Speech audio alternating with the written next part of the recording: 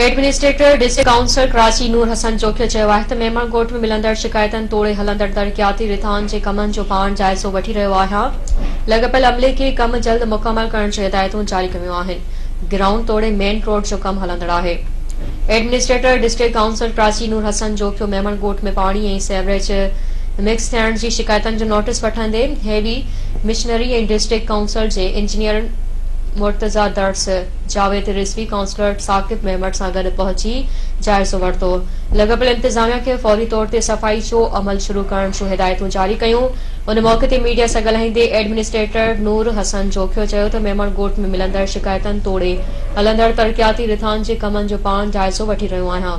इन चयो त लॻपियल अमले खे कम जल्द मुकमल करण जूं हिदायतूं जारी कयूं आहिनि। ग्राउंड तोड़े मेन रोड जो कमु हलंदड़ आहे। जल्द वॾो वज़ीर ग्राउंड तोड़े मेन रोड जो इफ़्तिताह कंदो। उन मौक़े ते कमर बलोच इक़बाल समूह खैंस सिंध जे सखावत अजरक शाल जा तोहफ़ा पेश कया।